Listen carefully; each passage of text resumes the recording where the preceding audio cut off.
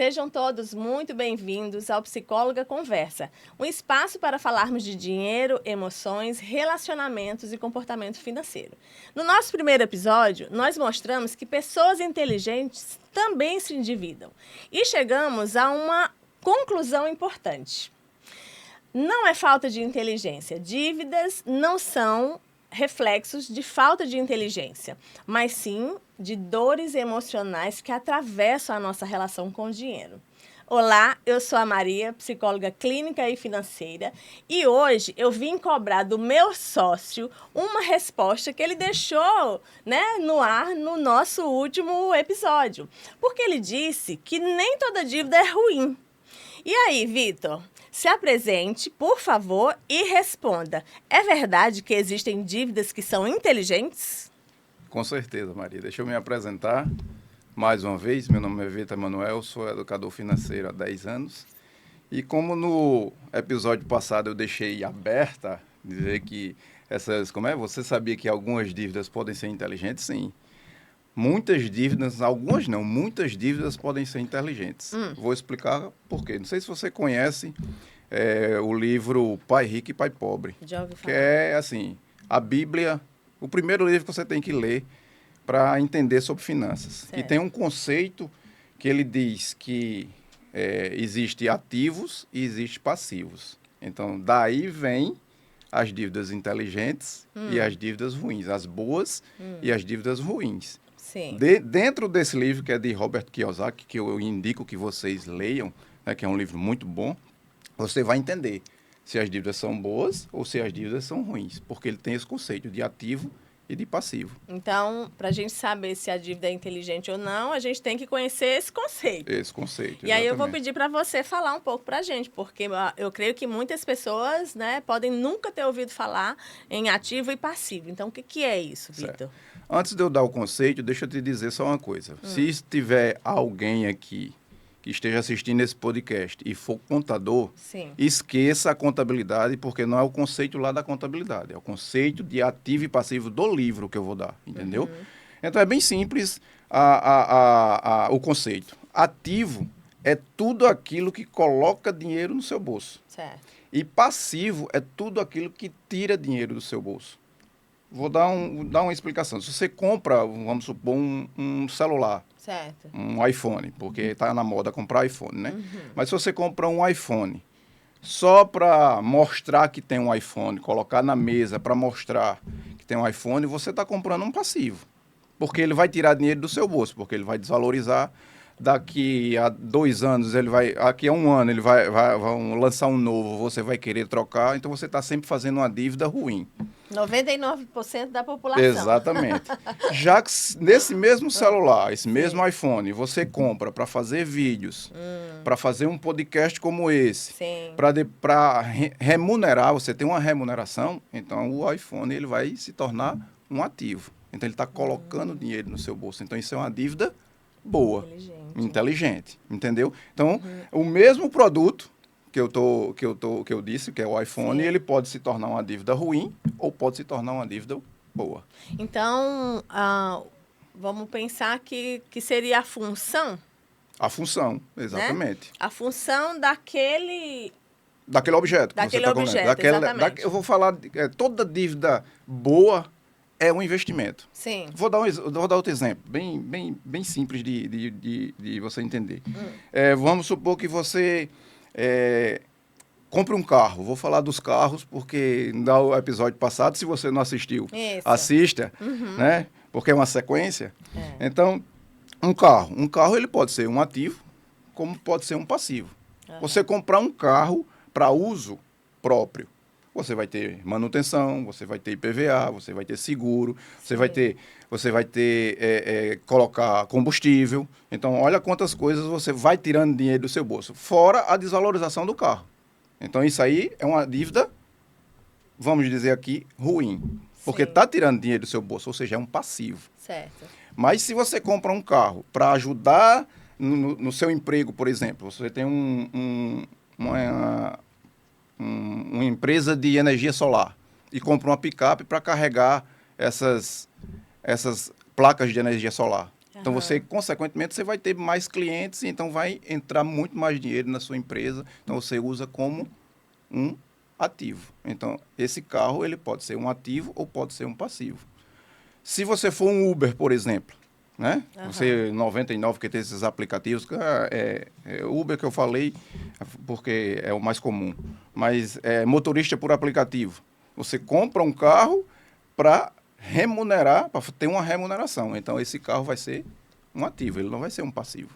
E aí eu fiquei aqui pensando, né? Você falou de Uber, eu fiquei aqui pensando, será que uma mesma dívida, uma dívida que, a princípio, parece inteligente, parece boa, como essa, né? Eu vou ser Uber, eu vou comprar um carro. Sim. Será que uma mesma dívida, ela pode se tornar ruim? Ela pode se tornar uma dívida, ela pode começar boa inicialmente e se tornar ruim? Pode. Como? E é justamente aí onde muitos casos acontecem. Vou dar o exemplo do carro. Vamos supor que uma pessoa decida ser motorista por aplicativo, certo? Para ter um ativo, para eu ter uma remuneração, vai ser meu trabalho. Mas, ao invés dele comprar um carro menor, um carro mais fraco, vamos supor, um Mobi, um Kwid, o orçamento dele dá para ele financiar um Mobi. Certo. Por exemplo, um carro de 80 mil reais, certo? Mas aí ele decide financiar um carro de 120, que não cabe no bolso dele. Então, aí ele não vai ser um ativo, porque lá na frente ele não vai ter a capacidade financeira de pagar um carro de 120, então ele vai se prejudicar, porque vai ter busca e apreensão no carro, ele vai ter que entregar o carro, então aí vai se tornar pior do que se fosse uma dívida ruim, porque ele vai ficar devendo no mercado. Então, as pessoas, elas têm que entender que quando for fazer uma dívida, a capacidade financeira dela tem que estar compatível com o que ela ganha. Sim. É por isso que muita gente se endivida. Entendeu? Mesmo tendo esse conceito, pensando que está comprando para um investimento, Sim. mas a capacidade financeira dela não é condizente com o bem que ela está adquirindo. E aí, novamente, a gente fala de comportamento. E quando a gente fala de comportamento, não tem como a gente não falar sobre emoções, né? Porque essa pessoa que, a princípio, pensou que estava fazendo um investimento, né, para ter uma renda, né, que é o Uber, mas foi lá e comprou um carro de 120 mil sem poder bancar com esse carro inicialmente, ela comprou esse carro por algum motivo. E o motivo, na maioria das vezes, não é financeiro. É um motivo emocional, é uma tentativa de mostrar valor, é uma tentativa de pertencer. Você, melhor do que ninguém, pode falar, né, sobre isso. Exatamente. Porque você comprava carros inicialmente, né, para sair daquele lugar de menino pobre num ambiente de gente rica. O meu problema não era o financeiro, o meu problema era a dor que eu sentia. Então, exato. Aí, você está vendo como se encaixa muito bem os dois públicos. Educação financeira e psicologia financeira estão sempre interligadas. Né? Então, um problema de um carro pode ser uma dor, né? Como você bem disse. Sim, então, sim. assim, é muito interessante a gente ter essas conversas, esse podcast aqui, porque a gente está identificando muitas coisas, tanto financeiras como psicológicas, do nosso público, né? Sim. Porque a minha dor não era estar financiando o carro. Não era. A minha dor era lá do colégio, que eu não me sentia pertencente. E eu vim descobrir isso agora, com você. Né? Uma conversa que a gente teve. Então, a importância da gente ter esse conteúdo para o nosso público, né? E aí a gente está mostrando que precisa, né, emoção e razão, que são dois campos, né, que estão sempre, vamos dizer assim, eu não vou dizer brigando um com o outro, mas eles estão sempre se relacionando, né? Sim. Emoção e razão tá sempre ali numa relação muitas vezes conflituosa. Por quê? Porque a pessoa muitas vezes pensa que está tomando uma decisão racional, mas ela não sabe que nós usamos... Olha aqui, agora eu vou falar para você. Você sabia que você usa a sua razão para justificar aquilo que a sua emoção te pede? Muito interessante.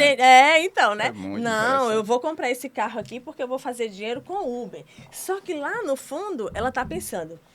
Mas eu vou comprar um carro massa, né? Eu vou comprar um carro que as pessoas olhem para mim e digam, nossa, fulaninho venceu na vida. Exato. Então, o objetivo não é fazer renda, o objetivo é mostrar. Então, é o mesmo exemplo que eu dei do iPhone. É claro. Né? Porque tem muita gente que compra um iPhone, tem gente que não tem capacidade financeira de comprar um iPhone. Isso. Tem capacidade de comprar um mais fraco, vamos dizer assim. Mas não, eu quero comprar um iPhone porque é da moda. Então, é o mesmo conceito, né?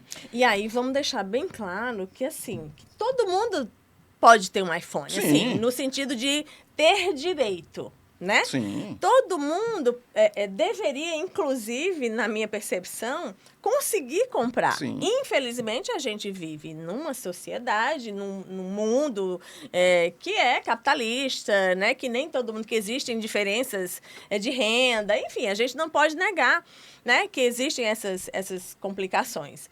Mas a questão é essa, assim, não é que você não pode comprar um iPhone, mas você precisa entender se esse iPhone, naquele momento... Faz sentido. Se naquele momento você tem capacidade financeira para bancar um iPhone, né? Porque senão, realmente, em vez de trazer o que ela busca, vai piorar mais a situação dela. Porque tem muita gente entrando em dívida exatamente por isso. São 80% das famílias brasileiras. 80% das famílias brasileiras. Então, assim, eu não estou dizendo que não é para comprar. E vejam bem, eu não estou querendo passar essa mensagem. Eu estou trazendo o conceito de uma dívida boa e de uma dívida ruim. Né? Aí, se você você tendo essa capacidade de discernimento, que é uma dívida boa e uma dívida ruim, então eu acho que 50% do problema já está resolvido. Se você vai entrar numa dívida ruim, você já está sabendo. Né? Então, assim, eu não quero dizer que as pessoas não podem ter aquilo. Sim. Não, longe de mim. Todo mundo deveria viver bem. Isso. Né? Mas se você... Deveria ser o correto, exato. Né? Mas se você não tem a capacidade financeira naquele momento, então você precisa ajustar suas dores, Sim. ajustar seu financeiro, ajustar tudo que precisa ser ajustado para ter. Foi isso que eu fiz. Né? Eu queria ter carro, mas eu estava fazendo do jeito errado. Sim. Hoje eu tenho um carro, mas eu fiz da maneira correta. Eu não deixei de ter porque eu estava fazendo errado. Né? Eu só ajustei para fazer o certo. E carro é um gargalo para muita gente, não é? Muita, porque é como se fosse ostentação, né? Você vence, no Brasil, você venceu porque você tem um carro. E não é assim. Parece que a gente vai falar muitas vezes aqui sobre carro, né? Porque assim... porque a gente voltou para ele de novo. Porque é uma dívida, eu acho que só perde para casa própria. Sim. Somente. Sim. O carro. Porque, se você quiser entrar agora nessa seara, a gente entra da casa própria. Porque, assim, é uma polêmica muito grande. Sim. A casa própria, né? Tem guru aí que diz que é melhor você investir o dinheiro... botar para render e financiar e pagar com a dívida. Isso aí é interessante, mas quem é que tem 200, 300 mil reais para investir? Sim, verdade. Né? Se as 80% das famílias brasileiras estão endividadas. Então quer dizer que não é ruim, né? Comprar uma casa financiada não é ruim. Não. Agora, veja bem. Depende também. A mesma casa financiada, ela pode ser uma dívida ruim, como a mesma casa financiada pode ser uma dívida boa. Sim. Vou explicar. Vamos supor que você queira uma casa de... Vou botar números para ficar mais fácil. 300 mil reais. Vamos supor que você paga uma prestação de 3 mil reais. Sua capacidade financeira de pagar 3 mil reais, você sabe se tem essa capacidade financeira? Porque você vai ficar 30 anos pagando 3 mil reais. Isso. Então, sua capacidade financeira dá a você o direito de você financiar essa casa? Então, você tem que analisar isso. Né? Agora, poucas pessoas têm esses 300 mil reais. Então, se você colocar hoje num tesouro direto, uma renda fixa, que está te pagando 1% hoje, vale salientar que hoje que se paga 1%. Certo. Você vai ter desses 300 mil reais, 3 mil. Então, esses 300 mil vai pagar a prestação daquela casa. Então, são duas situações totalmente diferentes, entendeu? Então, você precisa, primeiro, saber se sua capacidade financeira dá para financiar aquela casa naquele momento. Se não, você dá um passo atrás, não financia agora, se você não sabe, você procura uma pessoa para lhe ajudar, né? Como um consultor financeiro claro. ou uma psicóloga financeira que pode lhe ajudar também para organizar a sua vida financeira. E depois que você organizar a sua vida financeira, aí sim você compra a sua casa própria. Eu não sou contra nem a favor, eu analiso o momento da pessoa. Se for um bom momento, ótimo, porque casa é segurança. Sim. É segurança. Todo mundo deveria ter uma casa para morar. Sim. Mas, às vezes, as pessoas não usam dessa capacidade de olhar se tem capacidade financeira e acaba se endividando e perdendo o bem. Porque, não sei se você sabe, mas se você entrar na Caixa hoje, está lá, tem Caixa Leilões. A Caixa Econômica está num recorde de leilões. Por quê? Porque, eu já vi vários leilões. Pronto. Por quê? Porque é tomado de pessoas que não conseguem pagar financeiramente esses financiamentos. Isso eu não sabia, não. Caramba! O leilão é objeto de não pagamento dos financiamentos. Caramba! Aí isso é errado? Não.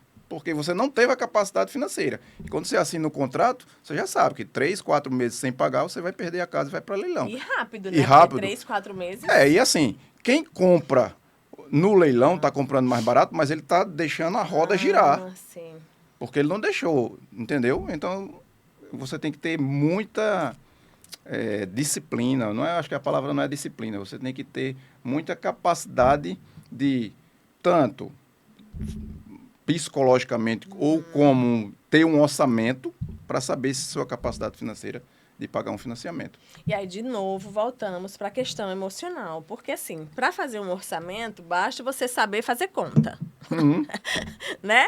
Basta você saber fazer conta. Mas nem sempre a nossa emoção vai estar alinhado com a nossa avaliação racional, né? A gente avalia, muitas vezes, pela emoção. Sim. Então, uma pessoa, ela pode, por exemplo, ser uma otimista... Não existe esse termo, tá? Eu estou só criando aqui, assim, uma otimista patológica. Sim. Sabe? Tu já percebeu, assim, que tem pessoas que... Não, mas vai dar certo. Isso. A pessoa, hoje, ela tá desempregada, hoje ela tá morando de favor, mas ela acha que vai dar certo de financiar um carro para ela pagar, entendeu? Sabe Deus como. Eu uso a frase... Deus vai me ajudar, né? Deus vai me ajudar. Deus vai me ajudar. Inclusive, falando em Deus, não é falando em Deus, tá? Mas é falando, trazendo aquilo que muitas vezes se populariza. E tem uma frase que eu escuto muito, não sei se você já ouviu essa frase, que ela tem dois lados, assim, pode levar a gente tanto para o lado bom quanto para o lado ruim. Eu lembrei porque falando assim, como é você dá o passo e Deus coloca o chão. É algo dessa... Tu já ouviu? Eu já ouvi alguma Dá o passo e Deus coloca o chão.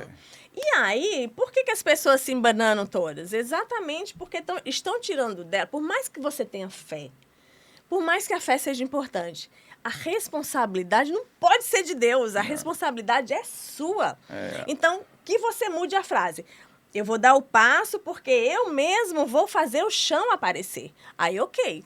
E às vezes a gente não percebe que essas falas, elas são armadilhas, sabe? Elas são armadilhas que transformam coisas boas em ruins. Como essa questão aí das dívidas, né? Dívidas boas em dívidas ruins. A fé, que é uma coisa boa, de repente, se a pessoa não tem uma avaliação, né, clara da sua realidade emocional e financeira, ela pode também se apegar a isso e achar que tudo vai dar certo sem que ela faça o que precisa ser feito. Porque não tem a autorresponsabilidade, né? A autorresponsabilidade fica jogando na conta de Deus. Né? Deus vai me ajudar, Deus vai fazer. E nada dela sair do canto. Porque a ação você tem que ser feita. Por mais que você tenha motivação, por mais que você tenha estratégia, mas se você não fizer, você não vai ter. Né? Porque Deus, eu acho que Deus, se for falar de Deus, de fé, Deus já te colocou no mundo, tá ali, na tua saúde. Já fez a parte dele. Já fez a parte dele. Mas você tem que fazer a sua. Exato. Se você não fizer, você não tem. Se você vai para vou falar aqui, eu lembrei de Vitor, que veio da faculdade. Se ele não tivesse estudado, se ele não tivesse entrado, Vitor, que eu estou dizendo, é o filho de Maria, né? Sim. Senão as pessoas não vão entender, porque ele é meu xará. É. Então, se a gente não tivesse vindo aqui fazer esse podcast, mostrar esse conteúdo, sair de casa, então a gente não ia ter o resultado que a gente está tendo. Né? Então a gente tem que fazer. Esperar só por Deus, não vai ter. Pode ter certeza disso. Então a autorresponsabilidade é muito grande. Né? E aí, falando de autorresponsabilidade, eu me lembrei aqui de um tipo de dívida, não sei se vai se encaixar nessa sua perspectiva. Sim. Mas, por exemplo, um curso. Um curso pode ser considerado, né, uma dívida inteligente. Sei lá, vou fazer uma faculdade particular, vou fazer uma pós-graduação, né, particular, vou fazer... Eu mesma já fiz dívida, já fiz empréstimo para fazer mentoria, porque as mentorias são caras, né? Sim. Mentorias são serviços que são caros. E eu já fiz um empréstimo para fazer uma mentoria. Isso pode ser considerado bom ou ruim? Depende. Sempre. Sempre depende. Por quê? Aí eu vou voltar a pergunta a você. Você se endividou quando você fez esse empréstimo para fazer essa mentoria? Então, no segundo mês eu tive o dinheiro da mentoria de volta. Então foi uma dívida boa. Mas vamos supor que você tivesse feito esse empréstimo e não tivesse tido resultado. Porque nada garante que você vai fazer uma mentoria e vai ter resultado. Claro. Nada. Porque vai depender muito de os profissionais que vão comprar você, as clientes que vão comprar você, os alunos, para você ter resultado. Então, pode acontecer de você ter feito essa mentoria, não ter capacidade financeira de pagar o empréstimo e não ter feito renda. Então, aí ela se torna uma dívida ruim. Sim. Então, dívida boa e dívida ruim depende muito. Maria, eu digo muito assim, você tem que, quando você for fazer alguma coisa na parte financeira, principalmente empréstimo, dívidas, se você pensar que vai ser uma dívida boa, você tem que pensar no que pode dar errado. Sim. Eu acho que você tem que pensar. Se der errado, eu tenho um plano B, certo? Não, se desse errado, você não vendesse nada, eu teria a capacidade de manter a parcela, o empréstimo. Certo. Se sim, então é uma dívida boa. Mas se você não tiver capacidade... Mesmo que... não tenha trazido resultado imediato ou resultado na hora que eu pensei. Então, se eu tiver capacidade de honrar, vamos dizer assim, com aquele compromisso financeiro, ainda assim foi uma dívida boa. Assim, porque você tem a perspectiva de ter aquela renda lá na frente. Sim. Ruim, o pior é quando você faz só uma dívida ruim. Sim. Né? Uma dívida ruim. Compra um iPhone e deixa lá... Só para estar trocando. Toda vez que sai um novo, você troca. Eu acho que tem gente que passa a vida inteira só fazendo dívida ruim, né? Só. Eu acho que tem. Tá, não tem, porque senão não existia 80% das famílias brasileiras endividadas, entendeu? Então, assim, uma dívida horrível que eu até já falei no podcast passado, é você ter um cheque especial e fazer como extensão do salário. Por quê? Porque cheque especial, o juro... um juros mais caros do mundo. Sim. Então, é uma bola de neve. Igual cartão de crédito, né? Só que o cartão de crédito é diferente. O cartão de crédito você pode usar como uma dívida boa. Sim. Que não é nem dívida. Sim. O cartão de crédito não é dívida. O cartão de crédito ele pode vir como controle orçamentário. Explico. Se você compra tudo no seu cartão de crédito e você paga tudo no dia 20, então você vai ter tudo organizado ali o que você comprou. Então, ali já serve como um orçamento. O cartão de crédito ele se torna ruim quando você deixa de pagá-lo na data do vencimento. Aí você vai ter aqueles juros exorbitantes, 300%, 400% ao ano. Aí você é impagável. Você não paga. É impagável, você não paga. Quem entrar em dívida de cartão de crédito... No rotativo... Tá ferrado mesmo. Ferrado porque para sair... Você não paga, né? Você não paga porque, como eu disse, é impagável. Mas o cartão de crédito tem outra coisa boa. Se você sabe mexer com milhas, Né? Então, para quem gosta de viajar como eu, você também gosta de viajar. Eu fiz 2 viagens esse ano pagando com milhas. Pronto, eu vou fazer uma viagem agora, eu vou paguei quase metade da minha viagem, eu paguei com milhas. Além. Entendeu? Então, assim, trouxe retorno para mim. Sim. Então, a dívida, boa. Não é uma dívida, ele traz retorno. Você comprar no cartão de crédito com lojas que te dão cashback. Então, você, além de comprar um produto mais barato, aquele dinheiro retorna para você. Então, assim, são estratégias que você pode usar com o cartão de crédito que ele pode te tornar vamos dizer assim, uma dívida boa. Então, projeto de vida e investimento financeiro caminham muito junto, né? E se confundem.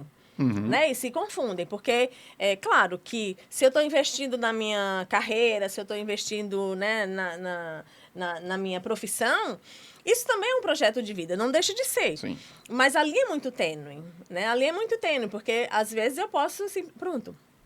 Lembrei aquela de uma, que aí a gente entra no emocional, que do mesmo jeito que eu comprei a mentoria e tive o retorno com 2 meses, eu já comprei, mesmo sem ser me endividando, né, fazendo empréstimo, mas eu já comprei curso que eu não fiz. Pronto. Curso que eu nunca abri. Uma especialização eu comprei, paguei 2 anos e eu não fiz. Então, quer dizer, eu não me endividei, mas eu joguei dinheiro fora. Isso, exatamente. Eu joguei dinheiro fora. E eu não joguei dinheiro fora à toa. Aquilo ali tinha alguma questão emocional, né? Por que que eu comprei um curso que eu não ia fazer? E como que a gente... Roupa. Tem gente que compra roupa e fica lá, se perde... Sei lá, seja por que motivo for. Porque engordou, porque o bicho comeu. E às não vezes, interessa e não usa. E às vezes compra sem precisar, né? Sem precisar. Vamos supor, uma calça. Eu tenho 20 calças, aí eu quero mais uma. Né? Para academia.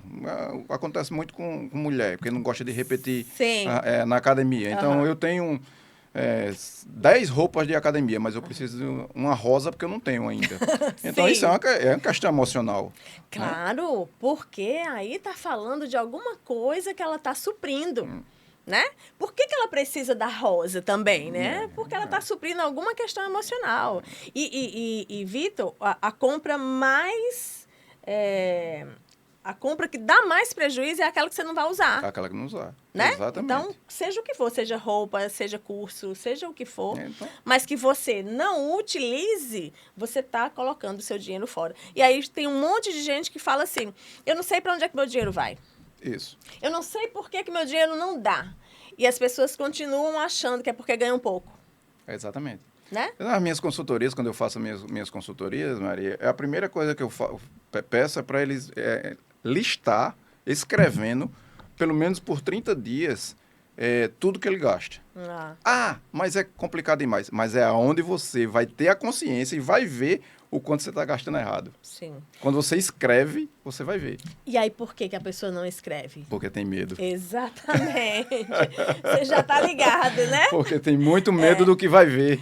Mas elas falam que é porque não tem tempo, elas falam que é porque não gostam, elas falam qualquer coisa. Ou seja, o racional justifica o emocional. Né? Exatamente. A gente acha que é muito diferente do primata, mas tem hora que a gente não é, não. Aí a gente vê o dele, né? É verdade, é verdade. Então, tem conceitos que a gente não vai perder nunca. Né? Só que a gente está trazendo, eu e você, a gente está trazendo agora para a consciência. Quem assistir esse podcast aqui vai ter a consciência disso, porque muita gente não tem essa consciência, né? É por isso que... E, Vitor, o quanto que é importante às vezes. Você sabe que uma conversa dessa pode virar uma chavinha para alguém? Pode virar uma chavinha para alguém, assim. Porque o óbvio parece que é óbvio, mas é para nós. Exato. Entende? Mas para quem está vivendo a situação, muitas vezes o óbvio não enxerga, entendeu? De jeito nenhum. E aí, quando você escuta algo que te toca, pode ser exatamente aquilo que vai fazer com que você comece, porque ninguém muda do dia para a noite. Isso é um processo. É um processo. Tem que ter um processo. Tudo na vida tem que ter um processo. Não adianta você dizer, não, eu fiz 10, 20 anos de coisa errada e vou consertar num mês. Não. É muito difícil. É. Até, eu vou dar até um exemplo bem radical. Você nunca teve dinheiro, aí vai ganhar na loteria. Nossa. Ajeitei minha vida. Não ajeita. Não ajeita. 85% das pessoas que ganham na loteria voltam a ser pobres depois de 4 anos. Caraca, eu não sabia desse número. Pode pesquisar. Nossa. Porque não tem a capacidade de lidar com muito dinheiro. Sim. Não tem. E aí, isso é um bom assunto para a gente tratar, sabe por quê? Porque todo mundo acha que não tem porquê ganha pouco.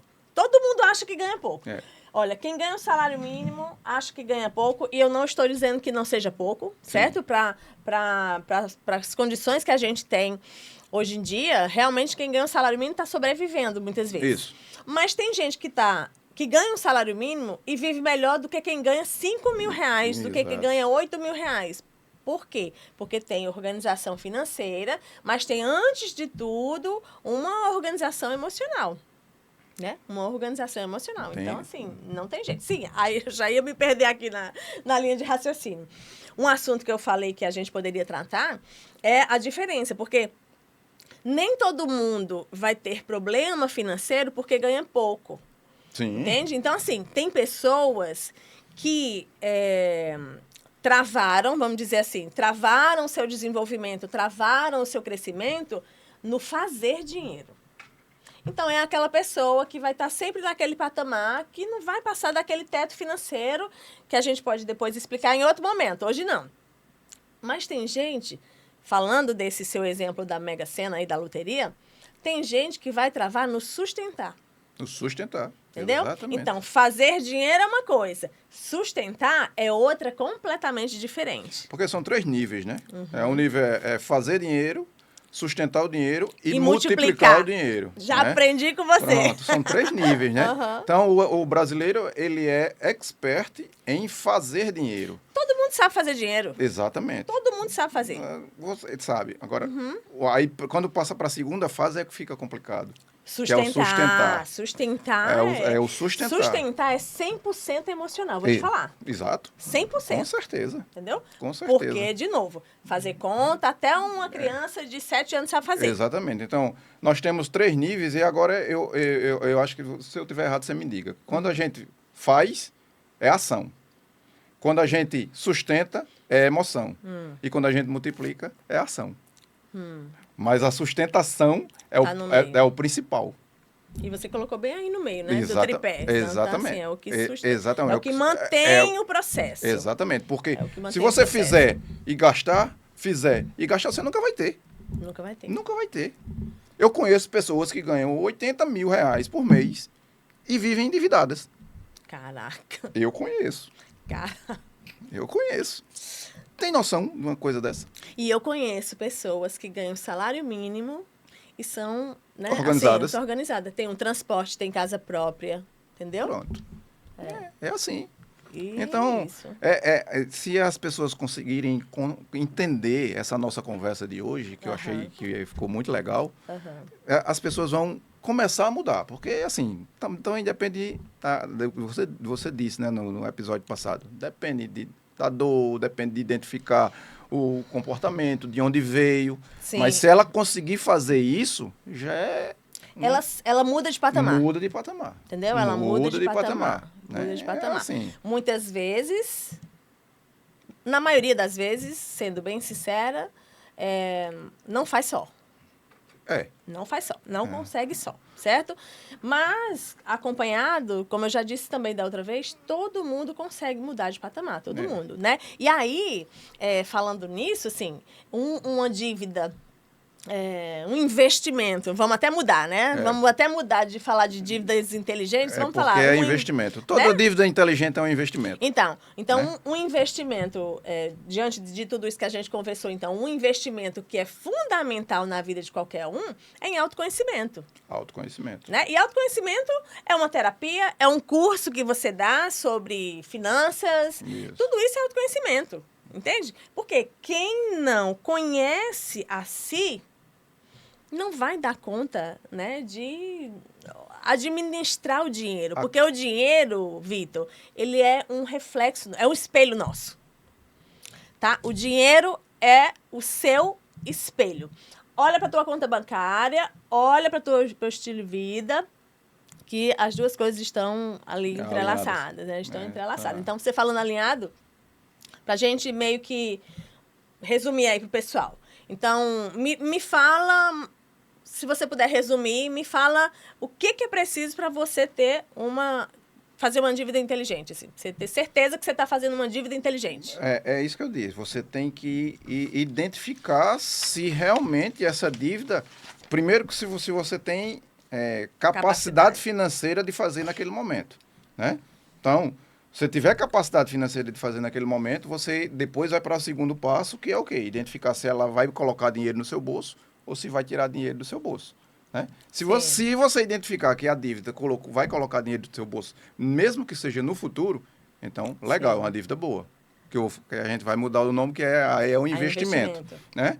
Se não, se ela vai tirar dinheiro do seu bolso, então é uma dívida ruim. Isso não quer dizer que você não faça essa dívida. Sim. Porque às vezes você precisa comprar uma roupa, às vezes você precisa comprar Não tem jeito. Tá, eu acho que ninguém escapa, né? Quer dizer, eu vou voltar atrás. Eu ia dizer assim, eu acho que ninguém escapa de fazer dívidas no geral, né? E aí eu lembrei do meu pai. Eu lembrei de novo do meu pai. Por quê? Porque, Vitor, falando em autoconhecimento e falando em dívidas e em investimento, tem gente que tem medo de investir. Sim. Entende? Tem gente que tem capacidade financeira para fazer uma dívida inteligente, ou seja, para fazer um investimento e não investe. E eu lembrei do meu pai por quê? Porque meu pai passou a vida inteira investindo, guardando dinheiro na poupança. E por mais que... Me corrija se eu estiver errado. Eu acho que antigamente a poupança teve algum momento que a poupança foi legal? Ou não? Que eu lembre, não. Então, tá errado. Inclusive, foi o único investimento que foi confiscado pelo governo no tempo de Fernando Collor, né? Sim, eu era pequeno e eu lembro que muita gente até se matou por conta disso e tal. Entendeu? Uhum. Aí esse medo vem muito daí também, Maria, porque teve esse problema com a poupança e muita gente, inclusive, até meu sogro ainda fala sobre isso. Eu não vou colocar no investimento porque a poupança foi confiscada por Fernando Collor, que não sei o quê. Quer dizer, ainda está com aquela coisa lá de trás, entendeu? E tu sabia, só te cortando, para eu não perder, tu sabia que essa pessoa aí, né, Pronto, meu pai teve a poupança confiscada. Meu pai já morreu. Sim. Mas você sabia que meus filhos, eles podem carregar o medo de investir por conta do meu pai, sem nunca ter tido ideia de que a poupança foi confiscada? Pronto. Só por uma questão de transmissão ali, dentro do ambiente familiar, das conversas que vão sendo faladas, né, nos bastidores, porque dinheiro é tabu. Tabu demais. Dinheiro é tabu dentro das famílias, das relações. Não deveria ser, né? É tabu entre marido e mulher. Com certeza. É um negócio impressionante. É impressionante. Tem uma porrada de gente... Não era para eu ter falado esse nome. Mas tem um monte de gente que não sabe o quanto que a mulher produz, o quanto que o marido produz, o quanto que o companheiro produz. Exato. E acha que isso é normal. Isso é sintoma. Então, como é que um casal vai... construir patrimônio, se parece que eles são rivais. Estão dormindo com o inimigo, né? Porque se eu não posso falar pro meu marido quanto é que eu produzo, lá em casa todo mundo sabe. Mas os meninos sabem, meu marido sabe, todo mundo sabe. Mas tem que ser porque você tem que trazer para você. Imagina numa família, você querendo mudar financeiramente e os outros não querendo. Você não muda nunca, porque o ambiente, ele vai te moldar. O ambiente molda demais. Então, ou você traz para eles, ou você não faz. Não consegue. É tanto que você sabia que tem muito casamento que acaba Sim. quando um começa a crescer e o outro não acompanha? Porque das duas, uma. Esse que está crescendo, ou ele arrasta, literalmente, esse que ficou para trás, ou ele não vai dar conta de continuar crescendo. Ele vai ter que escolher. Entendeu? Exatamente. Então, mas isso é motivo, isso é assunto para outro podcast, né? Outro podcast. Então, vamos lá. Recapitulando. Então, uma dívida boa precisa ter estratégia. Sim. precisa estar alinhada com a sua capacidade financeira. Sim. E precisa estar alinhada com aquilo que você espera de você, Isso. espera da sua vida, Exato. espera, né, do seu dinheiro. Exatamente. Ou seja, os seus desejos, eles não têm problema nenhum de existirem, até porque o desejo é o que nos move. Sim. É o desejo, né? Quem não tem ambição, sinto muito, não cresce. Ambição, que é diferente de ganância, né? Tem uma conotação diferente, né? A ambição, você tem que ser ambicioso. Você tem, toda pessoa, eu acho que se não quer crescer, está com alguma coisa errada, né? Alguma coisa errada. É assim, então a ambição não é ruim. O ruim é a ganância, você querer fazer qualquer negócio, passar por cima de todo mundo, fazer coisas ilícitas para chegar ao seu objetivo. Uhum. E aqui não é o caso. Você ser ambicioso, eu acho que não tem mal algum. Até porque eu penso muito assim, Maria, quando eu crescer, quem é que cresce comigo? Quem é que cresce junto comigo? Então, o crescer não só é você. Claro, você traz muita gente com você. Isso aqui é uma prova viva disso. Um podcast desse, quem assistir e se identificar, vai consequentemente ter aquele estalo e pode mudar. Então, a gente vai ajudar muita gente. Então, se o meu crescimento ajudar as pessoas a crescerem, eu estou no caminho certo. Sim. Então, tem que planejar e tem que executar, né? Tem que tomar cuidado com as armadilhas emocionais. Exatamente. Porque nem todo ativo pode se tornar um ativo, né? Então, se você fizer aquela pergunta que eu disse lá atrás, o que é que pode dar errado? Eu estou comprando um ativo, mas o que é que pode dar errado? Eu estou blindado para esse erro? Sim. Aí, se tiver, vai em frente. Agora, né? Eu vou te deixar com a pulga atrás da orelha. Aí. Você fez isso comigo da outra vez, né? E agora quem vai te falar sou eu. Diz aí. Se eu te disser que existem dívidas que não se pagam com dinheiro, mas que afetam diretamente a tua conta bancária. Dívidas que não se pagam com dinheiro, mas afetam a tua conta bancária. Maria, essa foi forte, viu? Pode ter certeza. Então, você vai ter que dizer que dívidas são essas no próximo episódio, né? Porque... No próximo episódio. Vamos deixar a interrogação também, porque eu não sabia disso. Eu só achava que dívida só se pagava com dinheiro. Não. Com nota. Não, de jeito nenhum. Você vai descobrir, Vitor, que tem dívidas que são tão caras, e que elas não chegam através de boletos. Entende? Então, para o próximo episódio, nós vamos falar de dívidas emocionais, certo? Dívidas emocionais. As dívidas que muitas vezes a gente paga até com a alma. Eita! Então, eu vou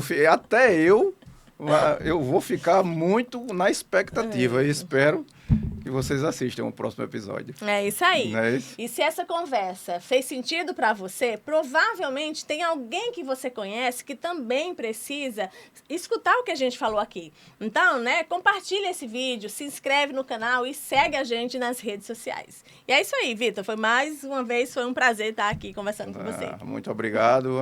O prazer é todo meu. Eu sinto uma satisfação enorme em estar passando conteúdo.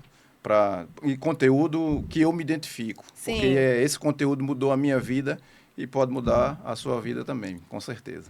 É Obrigado. isso aí. Até a próxima.